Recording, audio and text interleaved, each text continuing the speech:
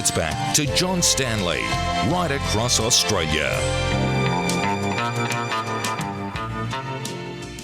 At 12 minutes to 10 to 9 in Queensland, Ian Horner's a veteran entertainment reporter, joins us periodically with stories from the world of entertainment, people he's interviewed, including tonight Tim Draxl, who's been around for many decades. He's been a staple of stage and particularly screen, A Place to Call Home. He was in that was on Channel 7 and then Foxtel. He's in a new play at the Sydney Opera House at the moment.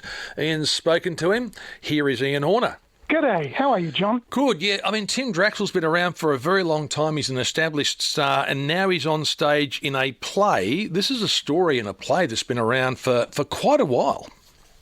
Yes, it's been around since the beginning of the AIDS crisis, and that was quite some time ago, and the world was a very different place. And this play was written by LARRY KRAMER, and it's partly autobiographical, and it's talking about the way that people were politicised and victimised simply because we didn't know what caused AIDS, we didn't know how to stop it, and there was a lot of fear and panic. And this play is a result of that personal crisis that he experienced, along with so many other people, politicians included, and they didn't know how to handle it either.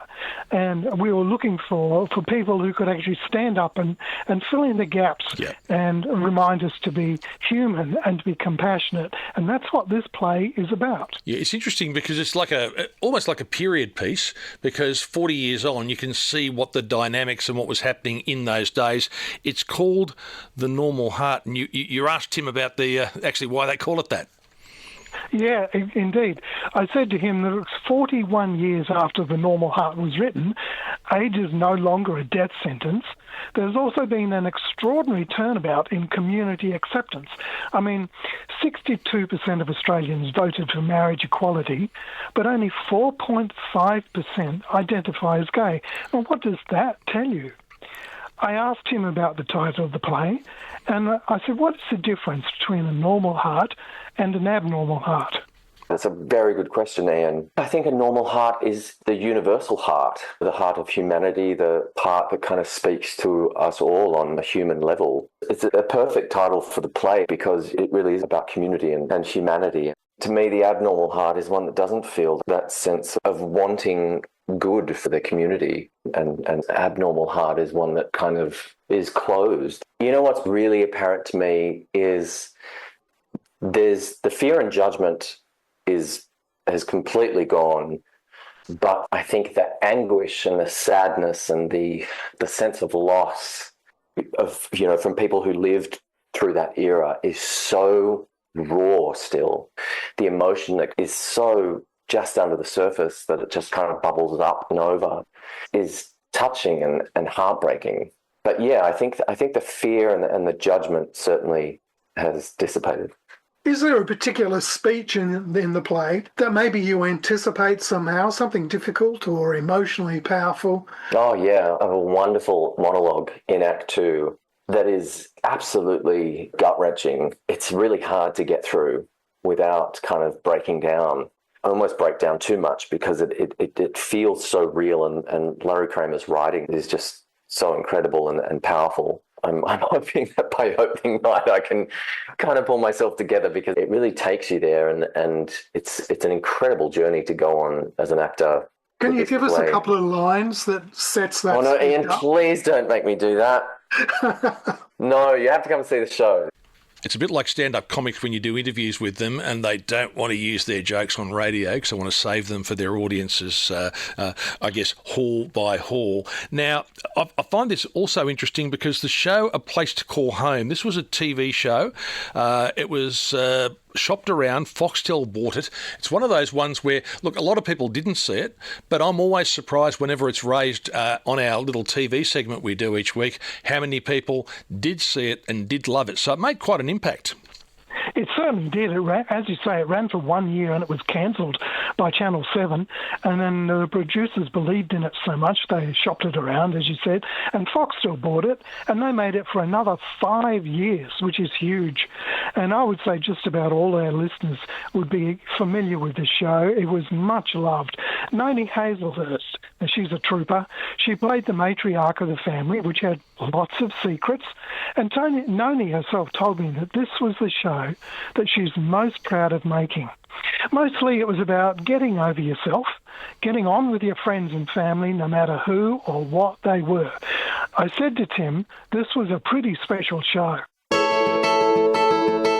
It really was. I was going to start to tear up again. I have to say that the working on A Place to Call Home, and particularly having the great honour to play a character like Henry Fox, really changed my life. I don't mean in any great career sense. It really helped me accept me for who I was. Prior to that, there was always a little bit of fear or timidness about talking about my personal life and being gay for fear of judgment and all those things. And this was kind of one of the first times of being in an environment and working with a crew and a cast who were just gorgeous and just feeling completely safe and accepted. And it was an incredible story to tell, a kind of beautiful and conflicted story about two people. I loved the way that the show dealt with that topic. It was incredibly sensitive and poignant and powerful. And again, just kind of shone a light on what people living with that kind of secret back then, how hard life must have been and what you were exposed to. I mean, the possibility of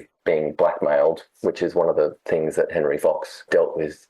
You were in the Liam Neeson movie Blacklight. One day you wake up and realize you're not sure who the good guys are anymore.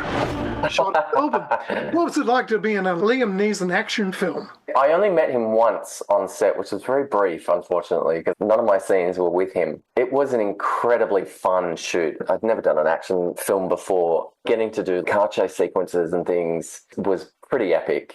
You're also an accomplished singer. Sunset Boulevard. What a shame Larry Kramer didn't include a song for you to sing. And I'm very happy about that, I must say. After having done Sunset Boulevard for a year, which is a massive sing, I can't tell you what a delight it is not to have to sing in this show. It's a very different discipline, and when you're singing 8 shows a week, your social life is gone. No having a drink after work. Let's put it this way, I don't wake up in the morning and just make sure that my voice is there. Well, you could probably understand that because you do like to do... I think when you're doing a play, probably having to focus on doing a song as well, not that I've ever done it, might just be a bit distracting. You can understand what he said there. So look, this is on at the moment at the Sydney Opera House, being done by the Sydney Theatre Company with Tim Draxl. Yeah, that's right, John. Yep. Yes. Yeah. So if you're in Greater Sydney, obviously you can go and see that. I don't know whether it's travelling around the country, but these things often do. So that's one to watch out for. It's called The Normal Heart.